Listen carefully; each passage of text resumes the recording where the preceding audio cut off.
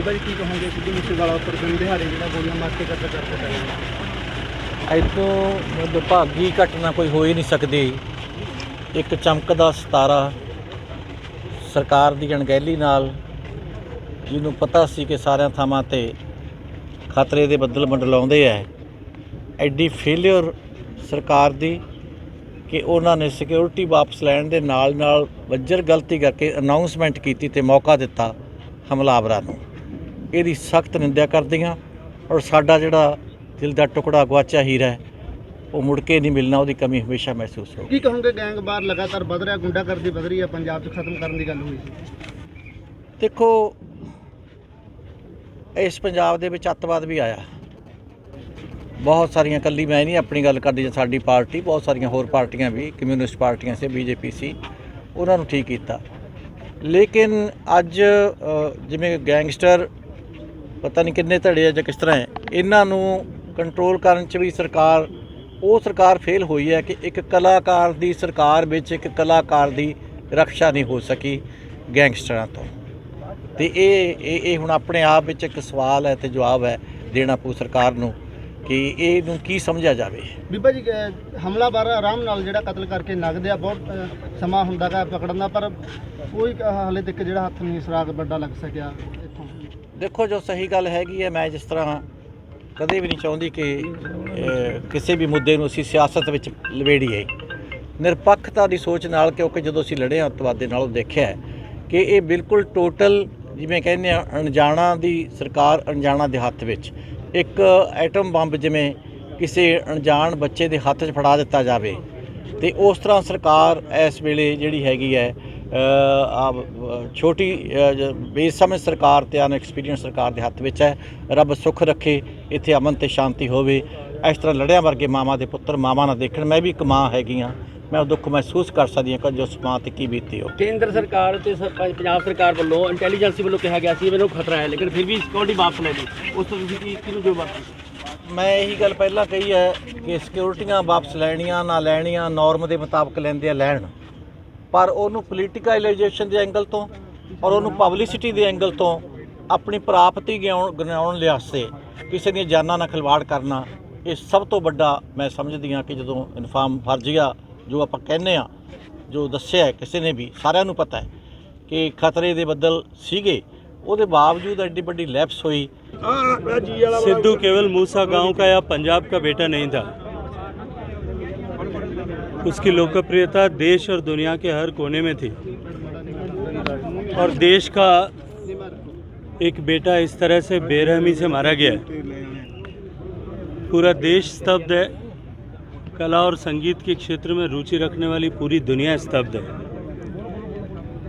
जिस तरह से सरकार ने सस्ती लोकप्रियता हासिल करने के लिए और पिछले 3 महीने में जिस तरह से सरकार का ग्रॉस फेलियर हुआ है, उससे ध्यान हटाने के लिए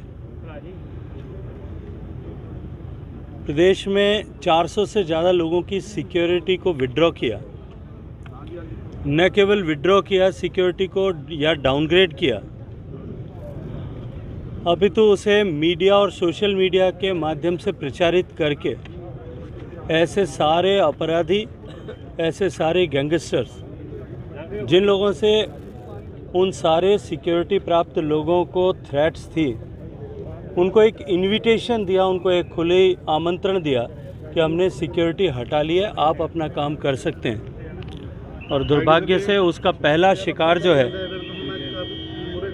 वो सिद्धू मूसेवाला को होना पड़ा। पिछले 3 महीनों में जिस तरह से पंजाब प्रदेश में लॉ एंड ऑर्डर सिचुएशन का ग्रॉस फेलियर हुआ है, पूर्ण समाप्ति हुई है। पूरा पंजाब आशंकित है, पूरा पंजाब सशंकित है, डरा हुआ है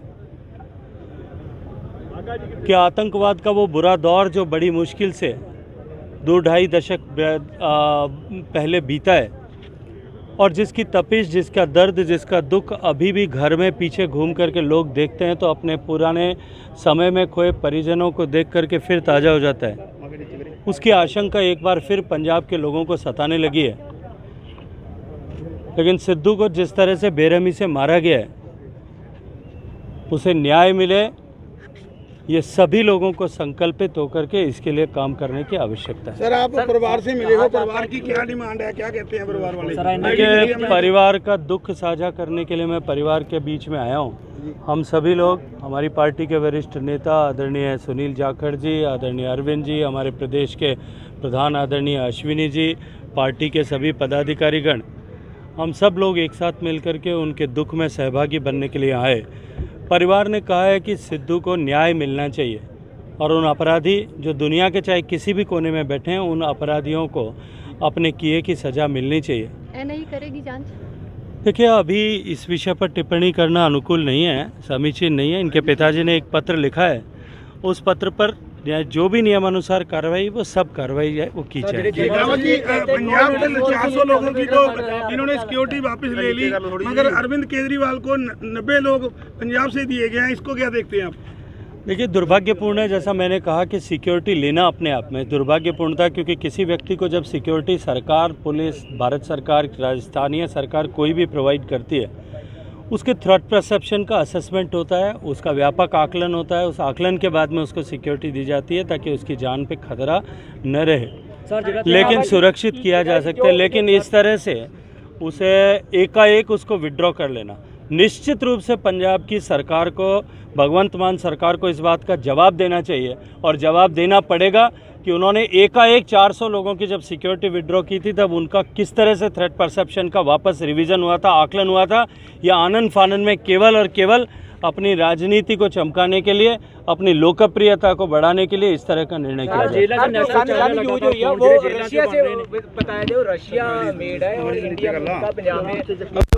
देखिए, पंजाब में इस तरह से इलीगल वेपन्स आना ये लगातार चल रहा है और इन सब खतरों के देखते हुए और जिस तरह से ड्रोन से इंडिया में, पंजाब में इलीगल वेपन्स आ रहा है, एमिनेशन आ रहा है, नारकोटिक्स आ रहा है, कॉन्ट्राबैंड ड्रग्स आ रही हैं, चिट्टा आ रहा है, उन सब को रोकने के लिए, उन पर व्यापक कार्रवाई हो सके, उन पर ठीक से कार्रवाई हो सके, इसीलिए भारत सरकार ने इन सारे विषयों को ध्यान में रखते हुए बीएसएफ का कार्यक्षेत्र 20 किलोमीटर से बढ़ा करके 50 किलोमीटर किया था। लेकिन तब भी केजरीवाल सरकार ने इसका बहुत विरोध किया था। केजरीवाल की पार्टी ने, आम आदमी पार्टी ने चुनाव से पहले उसका विरोध किया था और उसके बाद में भी उसका विरोध कर रहे हैं। अब निश्चित रूप से पंजाब की जनता को इस बात का जवाब मांगना चाहिए कि आपने वो विरोध किया था, उसमें कहीं आप सबकी, आपकी इस सारे विषयों से जुड़े हुए लोगों के साथ में कहीं आपके तार तो नहीं जुड़े हुए।